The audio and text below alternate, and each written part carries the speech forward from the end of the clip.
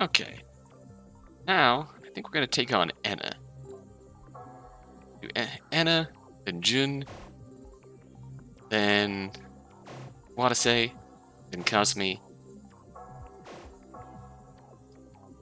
and then finish with Natsuhiko. Watase's probably going to be his own episode in his own right, because that's a lot of memories to go through. Although it does have only one key that we can access so far. Just going to be a gradual progression through his memories. But Ena, we have keys to pick up. Ding dong, the witch is dead. With her dear father gone, Ena following his footsteps. So 13 years later, she finds employment in the same place as her father. Oh, right away. But she had lost her beloved father. Stay strong, Ena. Ena and her mother moved away from Murugami City to a neighboring town. Mother refused to stay in a town that served as a constant reminder of sad memories. In the new town, Ena grew to follow in her deceased father's footsteps. She had been left with all her father's property. French sports car he used to take her on her drives with. French sports car he used to take her on drives with on his days off. His jazz record collection. His library of books, which consisted mostly of educational and ideological writings. A fountain pen. A coffee siphon. All those things were unfamiliar to Ena as a little girl. They were important clues to understanding the mind of her deceased father. Do I have a father complex? A thought suddenly hit her as she listened to old jazz music. Not only did her father's presence never fade, it actually kept growing over time. Not in that way. But if she were to ever fall in love, it would undoubtedly be with a man like her father. Okay, maybe in that way. Someone gentle, someone warm, someone who would protect others even at the risk of their own life. Such men were hard to come by. Okay, those are your standards? Then maybe not that way. That's just, you're looking for a good guy. So, sure. So for now, I'm perfectly fine immersing myself in the memory of my father. Until I become an adult. And I grew up little by little with that thought in mind. During that time, there was something that she had always wished for. Take up a job protecting communicators, just as her father had done. For her father was a government official at the ESP Bureau, the Ministry of Education, Culture, Sports, next. Oh, okay. That ends.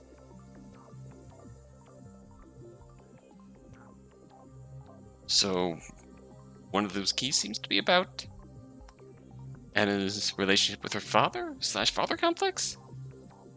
Interesting. After 2 years as communicator commissioner, Ena is tasked with being a teacher at Mokame Academy. Okay, one of these memories is going to be her being a teacher. One is at LABO.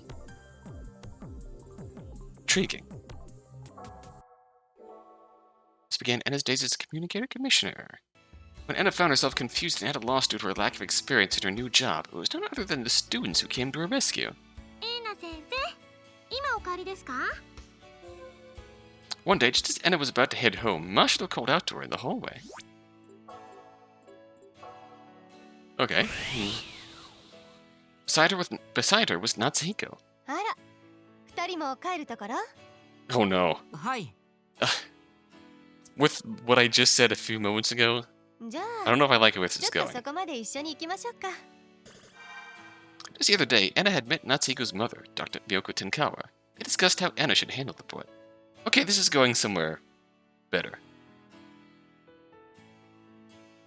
Professor said so herself, so I guess I should observe Mr. Tenkawa carefully then. She had thought that right now was a perfect opportunity. As they walked, Ena spoke to the kids, all the while carefully choosing harmless and inoffensive words that fit the image of a new teacher.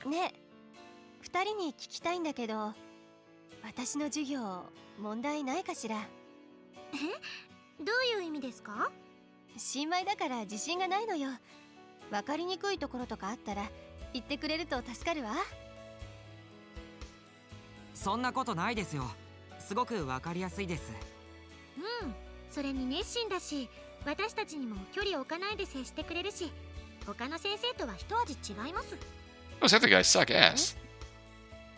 他の先生と違うって？いや、やっぱこの学校に新しく赴任してきた先生って私たちに対して壁を作っちゃうんですよね。どうしてもコミュニケーターって心を読める超能力者とかなんとか誤解されやすいっていうか。確かにな。普段自分がコミュニケーターであることについてはあまり自覚することもないけど、よそから来た人とかに不気味がられるとちょっとショックだよな。でも先生はちっとも物おじしないから私たちもホッとするんです。そりゃ当然よ。教師なんですもの。生徒に怯えてたりしたら教師失格よ。Natsuhiko and Mashiro smiled in relief to hear that. In the back of Ena's mind, she felt a little guilty. She was only playing the role of an amicable teacher temporarily, while her true mission was something else entirely. To keep Rokume Academy's students under constant surveillance to see if any of them became Enified. The school constantly monitored the students' aptitude and ability through genetic tests and ability level exams entirely for that purpose as well. Particularly Natsuhiko, one of only 6 rank S communicators currently in Japan. Both the ESP Bureau and LABO had recognized him as a top priority observation target. If by any chance Natsuhiko were to awaken to his BC powers and demonstrate Senses Sympathy, he'd be restrained immediately. That was both part of Ena's job and the nation's regulations. Unaware of that disturbing truth, Natsuhiko and Mashiro looked at Ena with affectionate eyes. 自信持ってください。先生はいい先生だと思いますよ。超心理学苦手な僕でも先生の授業は分かりやすい気がしますし。おやー、夏彦が超心理学の先生を褒めるなんて今までにないことだぞ。こいつはくせえ、下心の匂いがプンプンするぜ。下心？先生気をつけてくださいね。こいつ生来の年上好きで、年上なら誰でも好意持っちゃうやつなんで。バカ、何言ってんだよマシロ。あら、困っちゃうわ、そんなの。嬉しいけれど立場の違いというものが。先生も真に受けないでください。Ena smiled at those words. Her smile was still fake, but at least a little bit of it was genuine. Oh, that was warm. I don't remember that conversation going on for that long. That was cute. 先生、この間の進路調査についてなんですけど、決まらなくて困ってるんですよ。あら、将来の夢とかないの？いまいちはっきりしないんですよね。なんか人のためになる仕事で自分の才能を生かせる仕事なら何でもいいんですけど、例えば料理人とかカウンセラーとか、あるいは天川くんのお嫁さんとか。何を言っちゃってるんですか先生。わかりやすいわね。若いっていいわ。Natsuko turned towards the two after hearing his name in their conversation. You're what now? Alright, let's take the obvious choice. 先生、さっき呼びました？呼んでない。あっち行ってて夏彦。なんだよ。なんでお前にそんな。Don't come close when I tell you to get away. It was cute how Natsuhiko got flustered like that, so Ena decided to try teasing him a little. いえね、天川くんって素敵よねって話してたのよ。Nah. 今度は何の話ですか？そういう話をしていたじゃない。クラスの男女の恋愛状況についてとか。してましたっけ？ Busted. してたことにしましょう。で、どうなの天川くん？女の子に人気あるんじゃない？いや、僕はさっぱりモテないっていうか。そうなの？美形で秀才でメガネ男子で隠れファンは多いと思うけど。ダメですよ、こいつくらいも趣味の一つもないつまんないやつです。ってマシロ、そりゃちょっと言い過ぎじゃないか。そうだね、言い過ぎたね。Oh. なんか調子狂うな。なんか変だぞ、今日のお前。Ena smiled at that little exchange. It looked like they're having fun. I'm a little jealous. What are we kids again? When Ena was a student, she didn't have any romantic affairs whatsoever. When she went to an all-girls school, she didn't meet with any boys. No, what's the point in regretting my youth? What's wrong with how I turned out? I was able to focus on my studies without getting distracted with love, and it got me my dream job. Ena quickly pulled herself together and spoke to Mashiro and Natsuhiko. まあ二人とも貴重な青春時代恋も楽しみなさいよ。ああ相手がいたらですね。Ena smiled wryly as Mashiro tried to smooth things over this late in the game. They're really such cute kids. Even though I have to keep my guard up around them all, they really are still kids that I need to protect. And thus Ena had regained her original pure state of mind. Even if it were only a temporary peace, she wanted to protect that peace with all her might. That became Ena's mindset before she knew it. I had one wish, it'd be for a world where these kids could live in peace forever. Oh, lady be good. I thought so. Oh, Ena secretly meets Dr. Tenkawa. Very interesting. So the father storyline obviously continues here with Watase. Right.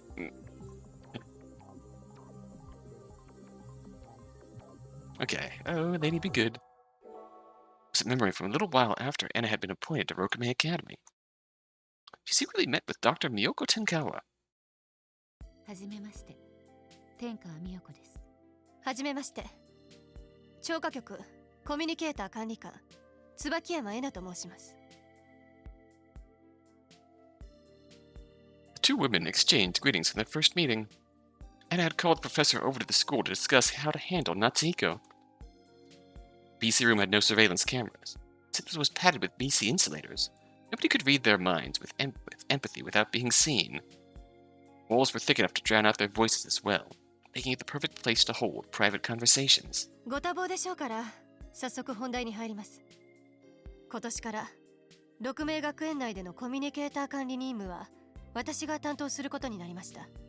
無論それに伴いご子息の監視任務も。はい、よろしくお願いします。ではご子息の監視体制についてなのですが、今後も超過局基準に照らし合わせエンパシーを発言した時点でラボへの幽閉処置を検討するということでよろしいでしょうか。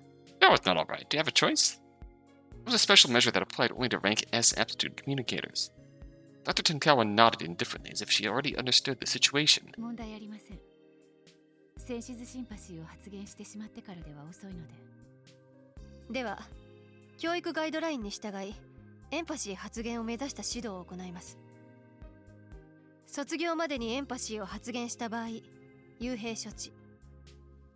卒業まで発言しなかった場合は超過局による監視を続行するということで。はい、それでお願いします。I think it's worth noting that how, despite Miyoko is going along with this, listen to her voice and how level and empty it is. Dr. Tenkawa kept answering Ena indifferently, even though they were having an important discussion that would leave a great influence on her son's life. Is this what it takes to be the parent of a rank S aptitude communicator? Dr. Tenkawa was a high-ranking LABO researcher. She was clearly well aware of the potential dangers of rank S aptitude communicators. She knew the reality that her son may one day suddenly become a monster. Ena could not even begin to imagine what sort of feelings a mother would have for that kind of son. I should try and get her to talk about that point a bit. Ena tried to gently bring up that topic of discussion. それにしても大変ですね。ご子息が監視対象となると。いえ、もう慣れました。しかし、もしご子息がエンパシーを発言してしまった場合、あなたの職場に幽閉されるのでしょ？なんというか。あなたはそれで平気なのですか？平気も何も、それが決まりですから。Fair point. She answered once again without changing her expression at all. Ena started to feel a freezing cold air drifting around the woman in front of her. Part of the ESP Bureau, it helps me greatly that she's so understanding, but something here just doesn't feel right to me. Normally, no mother would easily consent to their own child's confinement, would they? Once that thought hit Ena, Dr. Tenkawa sighed. 冷たい母親だとお思いでしょうね。いえ、そんなことは。隠さずとも結構です。前任の方も同様の反応をしていました。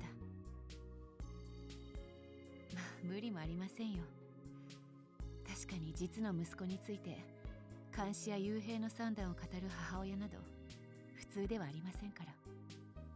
しかしあなたも超過局の方ならご存知でしょう。ええ。私は息子がアリスのようになることを望みません。たとえ幽閉の浮き目に遭おうと N 化するよりはずっとマシです。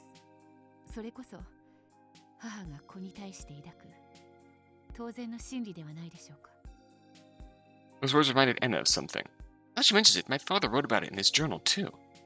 Dr. Tenkawa was once a researcher at the PRC. She had closely witnessed the entire process of how Alice was loved by those around her, eventually succumbed to enification and caused the Great Rokame City arson. So perhaps in spite of her personal feelings for her own flesh and blood, Dr. Tenkawa came to the mentality that rank S aptitude communicators should be strictly monitored. Even if Ena understood where she was coming from, that didn't mean she agreed with her, but she spoke up without thinking. 博士、それではもう一つだけお尋ねします。あなたはご子息の幸福を心から祈っていますか？はい、それだけは間違いなく。She answered the question immediately. Her expression changed. She then cast her eyes down and continued. 私は立場上、普通の母親と同じように息子を愛することができません。母としての思いの一辺も夏彦に伝えられません。Oh. その結果、息子とは心がすれ違い、年々疎遠になっていく。正直辛いですが、私は己の職務を隠し、世間を偽り、我が子すらも欺いて BC の研究を続けているのですから。I wish we'd get more detail about this. 夏彦が知ったら決して許してはくれないような嘘もたくさんついてきました。Obviously the biggest lie being Yuri's not dead. しかし、虚飾に満ちた私の人生の中に我が子の幸せを祈る、この気持ちです。どうしてそこまで？ Why can't you tell your son you love him? 理由などありませんよ。私があの子の母親だからです。夏彦が生まれるまで、私はこの世の事象のすべてをロジックで解析できると思っていました。人の感情も分析対象に過ぎないと考えていたバカな小娘でした。しかし、あの子の産声を聞いたとき、そんなさかしい考えは一瞬で消えてなくなったのです。この世には理屈では決して説明できない無条件の愛情が存在するのですね。あの子がいてくれるだけで私の心は幸福に満たされました。それからは些細な日常の記憶でさえかけがえのない思い出になりました。あの子が初めて私をお母さんと呼んでくれた時のこと、手をつないで一緒に公園に遊びに行ったこと、自転車を買ってあげた日のこと、私の下手な料理をあの子が美味しいと言ってくれたこと、 Oh. すべて昨日のことのように鮮やかに思い出せます。そしてそれから数年が経ち、夫を病で亡くした時、あの子は私に慰めの言葉をかけてくれました。 I've seen that conversation. 自分だって父親を失い悲しんでいるはずなのに、 It was precious. 私はあの時誓ったのです。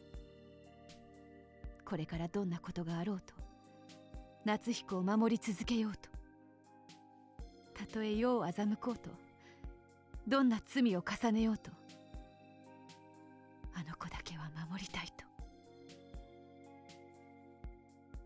椿山管理官、私が彼の監視を認める理由をご理解いただけましたか？ N 化するということは精神的に死亡することと同義です。たとえ見えない檻に囲まれていようと、夏彦が夏彦のままでいてくれれば私はそれでいいのです。 Hearing the professor's long monologue, Ena quietly nodded. 申し訳ありません、博士。いいのですよ。むしろそういう質問をする方こそ人間的に信頼できますので。 With that, Dr. Tenkawa smiled faintly. Around 2 months later, Ena began to harbor the suspicion that LABO was secretly conducting human experimentation. Then thought of asking Dr. Tenkawa about it up front. But oddly enough, it was then that she had remembered Dr. Tenkawa's words. I protect that boy even if it meant deceiving the world and staining my hands in sin after sin. That meant that she was willing to sacrifice everything for the sake of her son then. Ena couldn't bring herself to ask Dr. Tenkawa about it. For Ena knew about her boundless love. That's interesting. To say, I know I was early on the bandwagon of defending Miyoko when everyone else was not approving of her parenting distance. Weirdly, I've kind of gone... Hearing this conversation kind of brings it back a little bit. I don't know, it just feels... Unless we're saying that... Unless... I mean, it's probably been a while since I formed my initial argument about that. I suppose the conversation would be... What, my original thought was that she's just distancing herself out of shame. Yeah, I think we gotta go back to that. The shame that...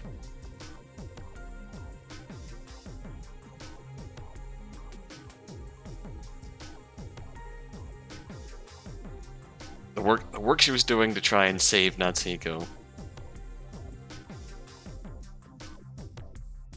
The shame at what she was doing.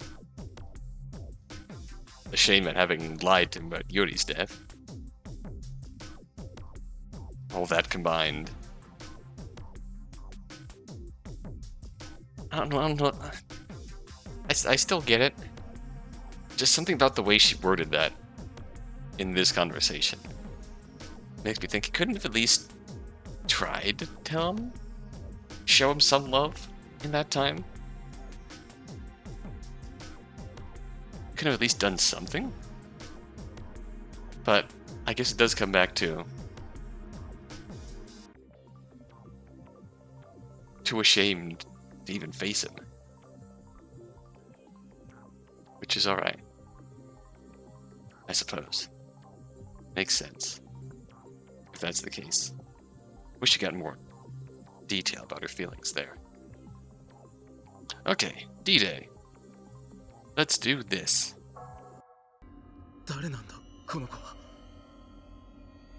Ena didn't know either, but she had a hunch. This girl's clothes look almost like a hospital gown. Could it be that this girl was a test subject confined in LABO? In that case, it was highly possible that Q had killed her. Was Miss Yuri a test subject too? The cause of Captain Kasasagi's amnesia be related to the test subjects? His amnesia is due to Senses Sympathy. Then who erased his memories? And why? Was it this girl before she died? Could it have been Miss Yuri? Several doubts seized Ena's mind. She considered revealing her true identity and using her gun as a threat to seek out the criminal. That was too risky. If any of the members of the group were either a terrorist or an ability level 6 communicator, that whole plan had a high chance of backfiring on her. And I think about it, everyone here right now is suspicious. If that rescue worker was a terrorist, then Captain Kasasagi, Miss Tachibana, even Miss Moribe might be with the terrorists as well. Then there's Mr. Ukita, a possible sleeper agent, as well as Miss Yuri, an unidentified girl. There's nobody here I can rely on as an ally. She would have picked someone she could depend on from among them. Miss Tachibana? No. Perhaps Captain Kasasagi.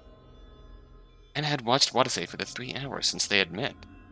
With the exception of his amnesia, there was nothing suspicious about his speech and conduct. In fact, he seemed like an ideal rescue worker, rushing to save other people regardless of the danger. Will it be, Captain Kasasagi? Can I trust you? They left the cargo lift room, and Ena made up her mind and tried to scope him out.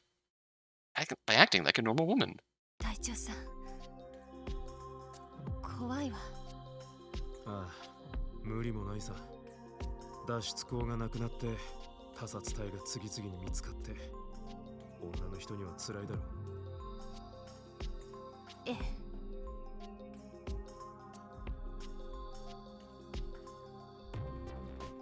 え。ねえ隊長さん、もし犯人が私たちを襲いに来たら守ってくれる？ああ、約束しよう。 Those reassuring words soaked in Ena's heart.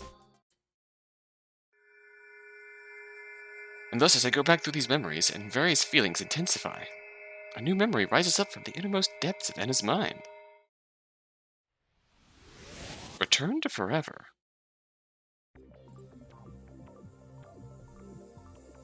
A dog she once owned. Interesting.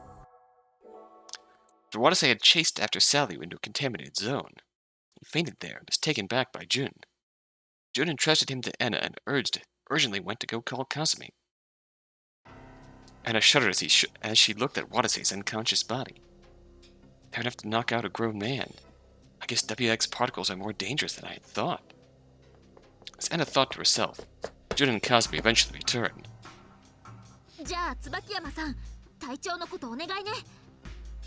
レスキューの人間が一般の方にご迷惑をかけてしまって、もう状況が状況だもの。仕方ないわ。それより消火の方頼んだわよ。ええ、モリベ行きますよ。了解。 The two rescue workers rushed down the stairs to the raging flames from the floor below. Ena saw them off and left the stairwell, dragging Watase by his shoulder.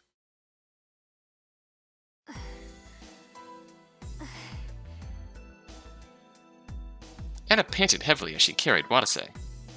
Naturally, even Ena had to train her body when she joined the ESP Bureau. That still didn't change how heavy a large man like Watase was. He's quite the troublesome one, huh? Took so much time to feign being a normal woman. Now I'm working against all that. Though she was cursing his name in her heart, it wasn't as if she would completely ignored Watase's efforts. When Sally had run away into a contaminated zone and shook off Jun and Watase, even Ena herself could follow after the girl. And the reason Ena couldn't was simply because she was afraid of entering the contaminated zone. Oh. Watase dashed into the contaminated zone without hesitation, even though he was under the impression that it was contaminated with radiation.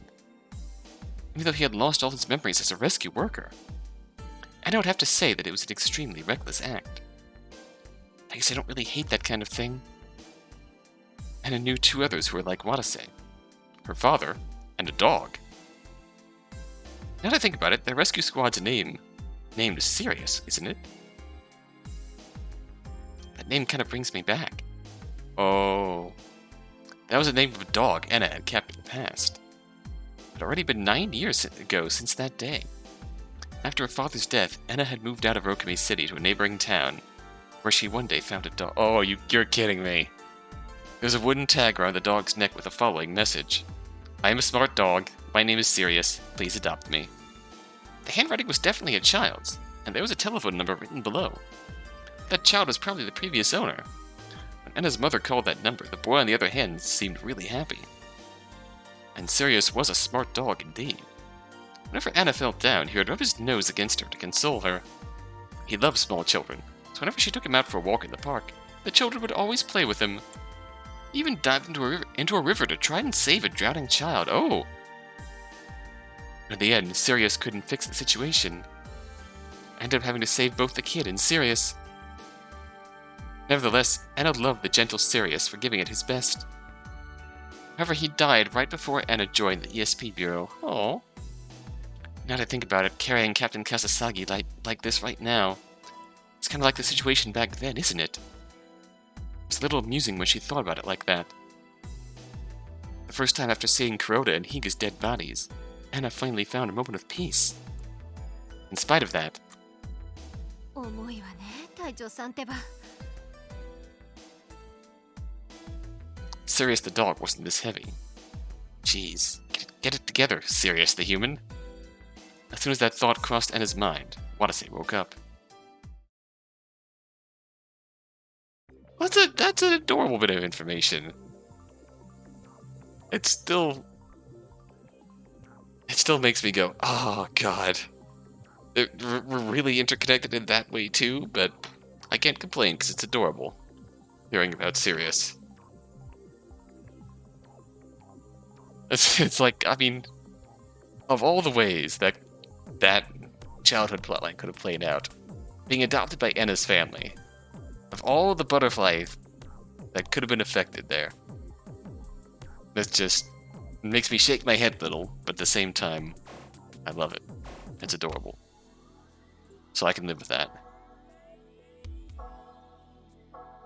Ena, a communicator commissioner with the ESP Bureau.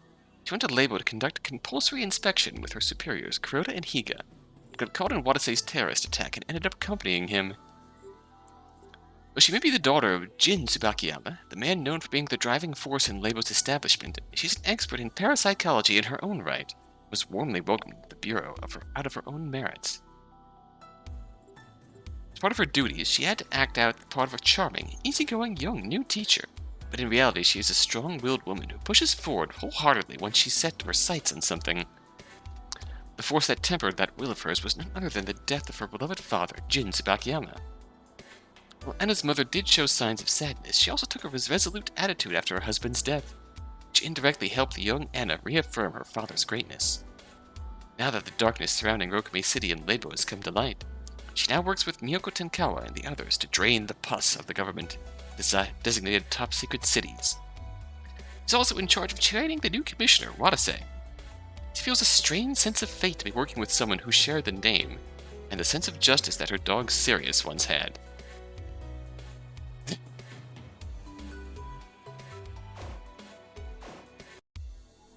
That's also kind of amusing that she sees Watase with the same level of affection that she saw her family dog back in the day. That's still cute, though.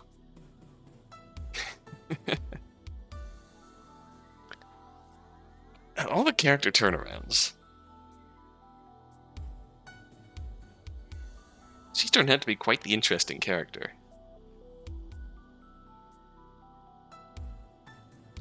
What can I say? You can say it about everyone here, right? They all turned out to be really interesting in their own right.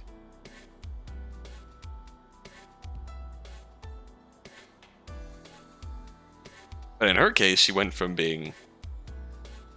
appearing helpless and... Okay, I'll say it. There were comments early on calling her a Karen.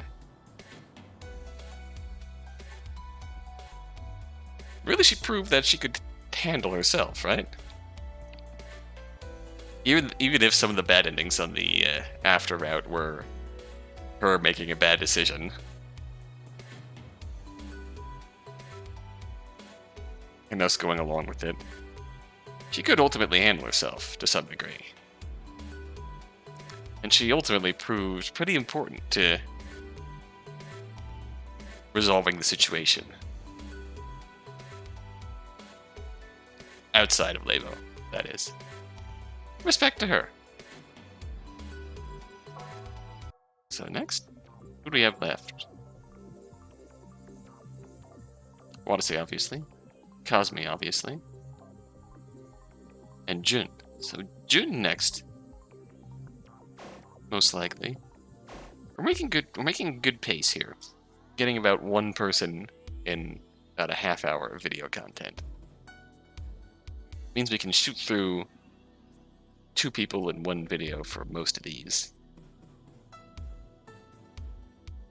Watase is probably going to be his own video, but we'll see how that goes.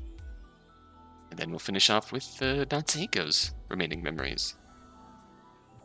Okay, we have Sirius and Natsuhiko left to go, so let's start with Jun. So, let's just go straight in order. With XE, life. Kazami lost her mental stability after her sister's death. How can I support Kazami? Jun desperately wonders what to do. Being saved by those rescue workers. 何年前の話をしているの？それとこれとは話が別です。別じゃないもん、同じだもん。ジュン、どうして？もしあなたまで失うことになったら。Jun knew Kazami was truly worried about her. There was no chance she could yield to her.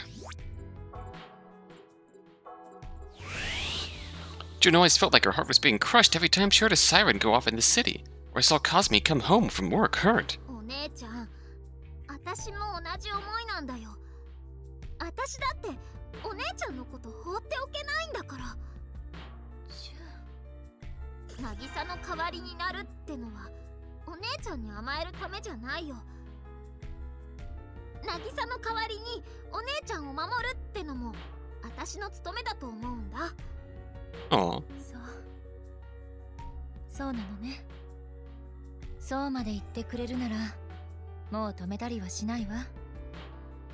When she said that, Kazami was clearly a little angry. でも約束してね。仕事についても命は極力大事にするって。もちろんだよ。お姉ちゃんも絶対命は大事にしてね。ええ。あなたのためにも。ね。The two of them exchanged smiles. Oh wow, roll over Beethoven. That was quick. Oh.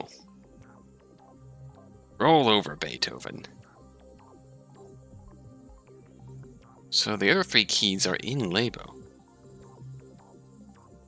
Which means they probably unlocked something related to Jun joining Sirius. But for now, some wholesome family content.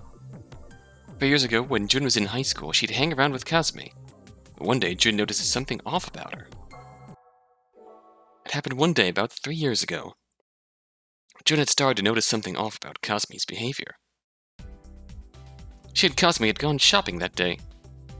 But for some reason, Kazami acted like her mind was galaxies away. ねえお姉ちゃん、お昼何食べよっか。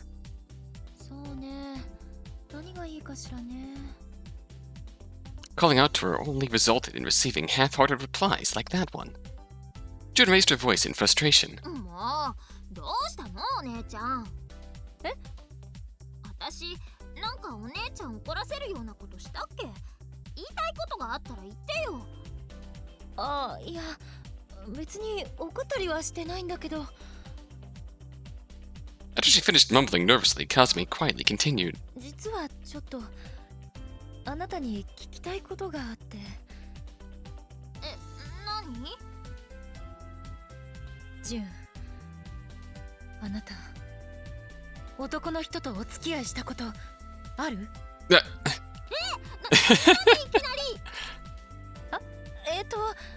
あなたの姉的存在としてそういうことも知っておいた方がいいのかなって。Oh. いや、ないけど。でも、私も別にモテないわけじゃないんだよ。ラブレターもらったこともあるし、告られたこともあるし。Hmm. そう。Kazami sighed. What's up with her? Jun had thought that pigs would fly before Kazami would ever bring up the topic of love. Just when Jun wondered if she should start checking the skies just to be safe, Kazami asked another question. じゃあ別の質問だけど、ジュン、あなたクラシック音楽に詳しい？クラシック？もし詳しければいろいろと知識を伝授してほしいんだけど。ごめん、全然わかんない。私ロックしか聴かないし。Kazami let out another deep sigh. Jun had started doing a lot of things to rebel against her father around the time she entered middle school. Said father was a classical music aficionado. Ah. He... Under the belief that he who hates Peters harms his dogs, Jun had grown to associate classical music with her father, and thus hated it, turning to rock instead of in rebellion. But why is Sis bringing up love and classical music like that? She hasn't shown interest in either topic up until... It was then that the pieces clicked in Jun's head and she gasped. まさかお姉ちゃん好きな男ができたんじゃ。なんでそんなことを？ I can imagine Jun stopping in the middle of the street and pointing dramatically. いや、好きな男がクラシック好きで話を合わせるために急遽クラシック聴こうと思ったとか。違うわ。そんなのじゃなくて。つまり、そう、リラクゼーション効果よ。Exactly. リラクゼーション効果？クラシックには心の疲れを取る効果があるのよ。確か。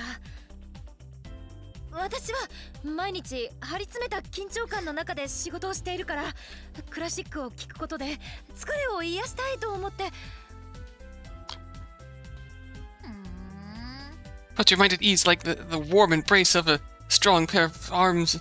Oh shit, wait. It sounded like she was lying, but Jun decided not to press her on it for now. In exchange, she gave Kazami a warning instead. でもお姉ちゃん、これだけは言っておくけど、クラシック聴くような男にろくなやつはいないよ。なんですって？だってうちの父親がそうだもん。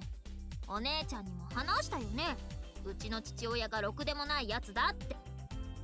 だからってそれはあまりに短絡的な考えだと思うけど。いや、音楽の趣味には人となりが現れるの。男を選ぶときはそういうのも踏まえて選ばなきゃダメだよ。Hmm. わかったわ。Jun secretly thought to herself when she saw Kazami's meek reply. Good. This should keep Sis away from any sickos. God be damned if that day ever came. Jun would feel a little lonely if Kazami ever got a boyfriend, but it would ultimately be a cause for celebration. That man would have to meet Jun's highest standard before she could ever accept him. Made up my mind to protect Sis in Nagisa's place. That includes keeping her safe from any bastard who doesn't give her everything she deserves. Damn straight. Jun secretly renewed her determination to maintain that policy. Oh. Wholesome family content. Exactly. Exactly what I was hoping for.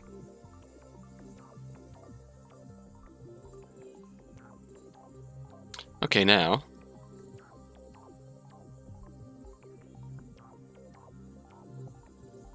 Oh, these are the three... These are her manipulated memories. What could this be? Amnesiac captain and an acidic teacher. All the adults Jun encounter in this extreme situation are ones with those negative traits. Oh shit, here we go.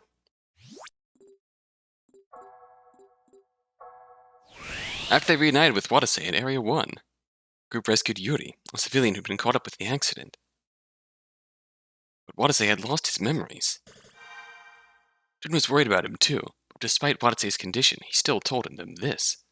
俺にも要救助者の捜索を手伝わせてくれ。大丈夫なの隊長？確かに記憶は曖昧だし、お前らから見たら足手まといかもしれないけど、腐っても俺はレスキュー隊なんだろ。だったら一人だけ休んでいるなんて耐えられないんだよ。Those words moved Jun. なんだい、かっこいいこと言うじゃん。いや、当然だろ。女の子ばっかり働かせるのも嫌だし。Let's move along, shall we? There wasn't much to see there. We've seen that already. Alright, time to move on to C. Though Jun found Dojima's body, there was no time to grieve. After overcoming many hardships, she finally gets a moment to rest. So our first key here was about Watase. Oh, okay. Straight back to Watase again. The facility was full of countless dangers, such as radiation, fire, and explosions. I hope we can regroup with Dojima and Hiyama as soon as possible. She would feel much more at ease if they were able to rendezvous with Dojima and Hiyama, her two co-workers. When they finally found Dojima, he was almost beyond recognition.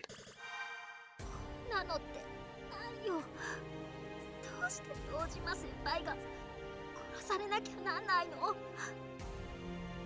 As Jun desperately tried to hold back her tears, Watase called out to her gently. 大丈夫か、モリベ。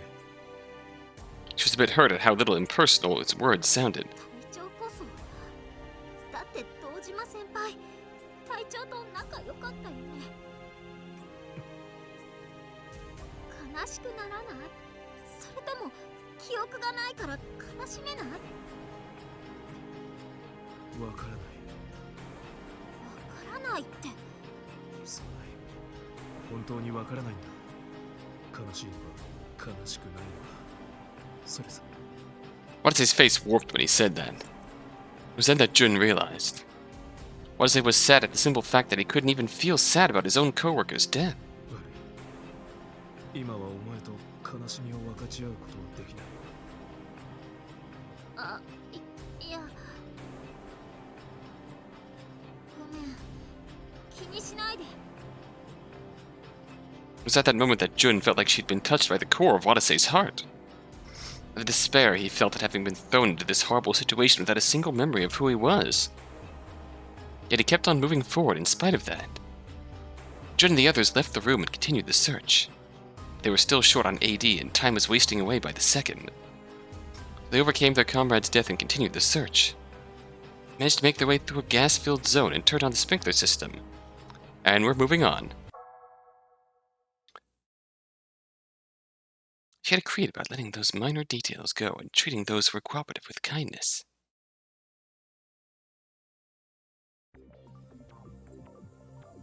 And if we're being consistent, Hiyama's body shows up as if to crush their hopes.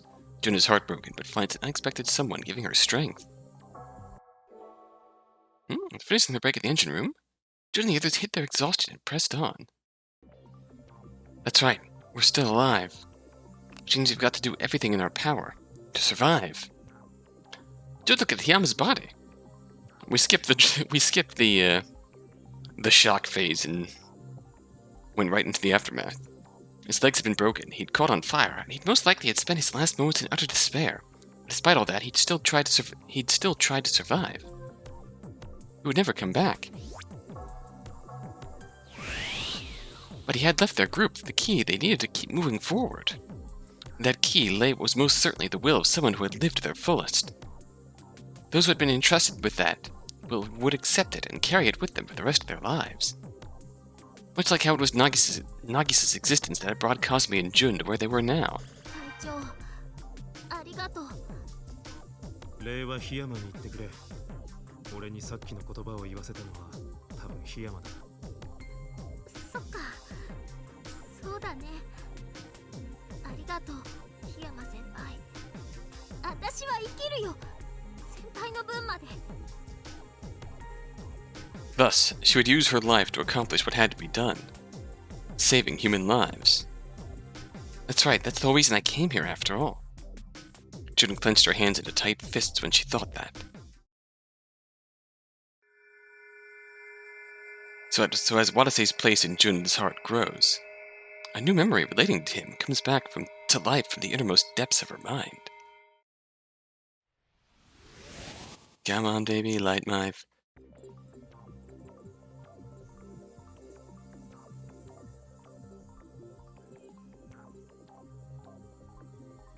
Are all of Jun scenes classic rock titles? Oh. Light my fire. Explosions and fires plague the PRC. Unable to accept her captain's orders, Jun tries rushing into the building all by herself. Oh shit.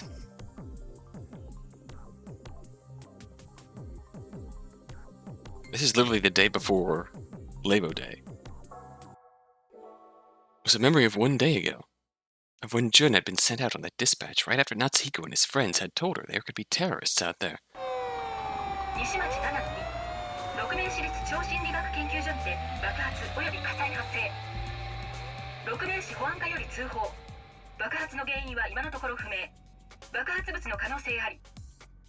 消防隊および特攻救助隊は現場に急行し、消火救助に当たれるたし。Jun found herself stunned when the PRC finally came into view. power of that explosion had been no laughing matter. Glass had scattered all over the place, and part of the building had been destroyed. No gas explosion or anything like that could have done this much damage. She recalled the terrorists that Natsuhiko and her friends had told her about just a few minutes ago. Just then, Watase began handing down orders to all of Team A. 状況がわからん以上、むやみに飛び込むのは危険だ。まずは避難誘導からだ。Huh? Directing the evacuation? 待ってよ隊長。もしあの辺に要救助者がいたらどうすんのさ。新米のくせに生意気言うな。いいから俺の指示に従え。Hell's his problem? Someone needs to get it into his head that he's not a goddamn dictator. Our job is to save lives. I'm sure the rescue worker who saved me would have always put that first, no matter what the dispatch. モリベ、どこに行くのですか。バカ野郎、単独行動するんじゃねえ。Jun ignored their calls and ran towards the building, just as he tried to enter the facility by herself. The thing exploded in the building, sending something flying out of it towards Jun. He looked up and realized it was a steel desk bigger than her. Oh crap. Can't get away in time. Just as she thought that, a voice called out to her. Jun then felt something push her out of the way 1 second before the desk was due to hit her. When she came to her senses, she realized Watase was on top of her, shielding her with his body. 隊長。バカが。だから言わんこっちゃねえ。ごめんなさい。まあいい。それよりモリベ、無事か。え？どうなんだ？怪我はないのか？おい、何人の顔ジロジロ見てんだ。いや、隊長が私の心配するなんて、なんか意外で。何言ってんだバカ。上司が部下を心配するのは当たり前だ。However, she felt a bit awkward hearing that from the captain, seeing as how she didn't get along with him so great. Jun's flustered state of mind was interrupted by Watase rapidly springing to his feet. モリベ、さっさと立て。任務中だってことを忘れたのか？ Jun quickly took Watase's hand and stood up. When she did, she found herself faced with an unusually stern glare from Watase. いいかモリベ、これだけは覚えておけ。俺たちレスキュー隊員はヒーローってわけじゃない。普通の人間だ。死んじまったらおしまいなんだ。だから危険な現状ではまず自分が生き残ることを考えろ。俺たちレスキュー隊員が無茶してもいいのは生還できる自信がある時だけなんだ。いいな、そのことを絶対に忘れるな。That's the same lesson he gave Kazami, right? When she first started? Kazami ran over to them at that moment. 無事ですか、二人とも。立花、お前の監督不行き届きだぞ。新米の手綱はしっかり握ってろ。は、申し訳ありません。森部のことはお前に任せる。俺は堂島と檜山に指示を出す。With that, Watase quickly dashed off. Jun stared at him with a long gaze. In the end, he may be a hard-ass, but the captain sure is amazing. I'd even hold a candle to him as I stand now. He was a world apart from the image of a hero that Jun had concocted in her mind. To Jun, a hero was someone who could do anything that they set their heart to, even without the skill or experience. But in reality, the heart alone can only accomplish so much. Her failure to realize that fact had almost cost Jun her life just now. I still got a long way to go. The captain's right to call me a rookie. I've got to learn as much as I can from him so I can stand on my own as soon as possible. モリベ、我々も行きますよ。はい。Jun nodded, then chased after Watase with Kazami.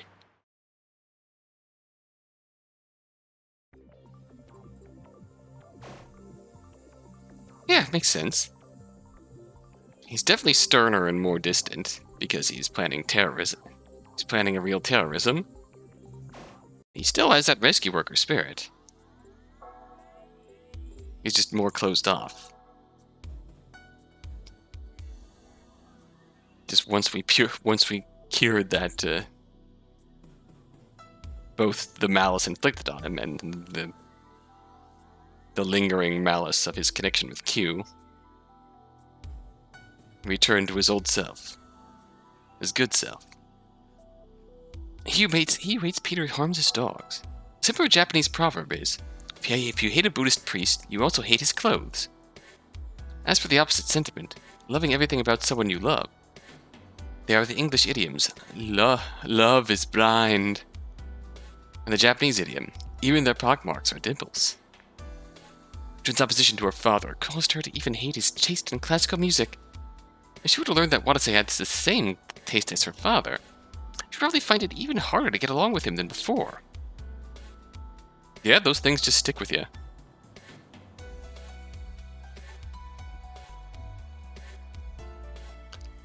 Can confirm that these sorts of things do happen. You're stuck watching, listening to certain stuff. When you're stuck with people you don't want to be around. Those things linger and become dislikes.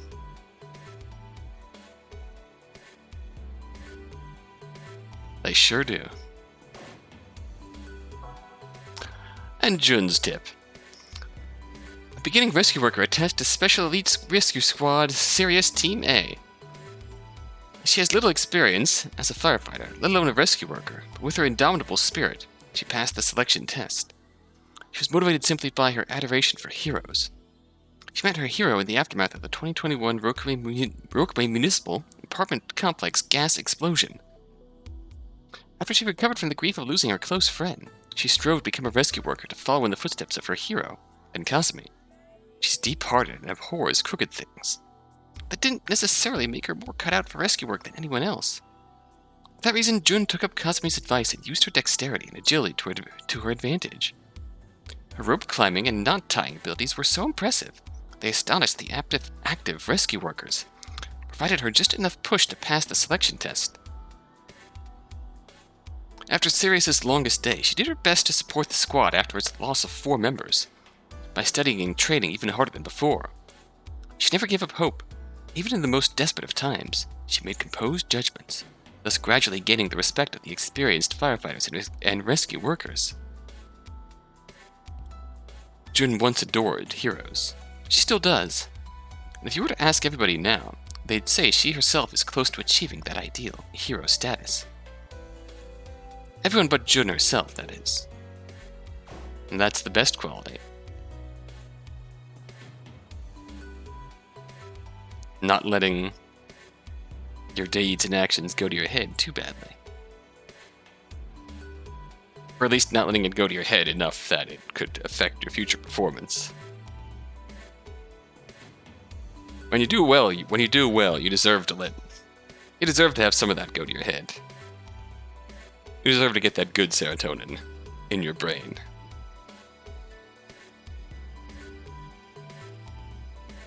When it becomes something that you hold over other people, uses a mark of superiority, then it becomes a bad thing. But yeah, when you accomplish big things, you deserve to be proud of that. You should be proud of that. I'm proud of you. And you should be proud of yourself. I don't know how I got in this diversion, but I apologize. I know my diversions aren't always welcome. Anyway, time for the happy couple. I'll probably do Kazami first, then Watase. Since Watase's is, in theory, the longest.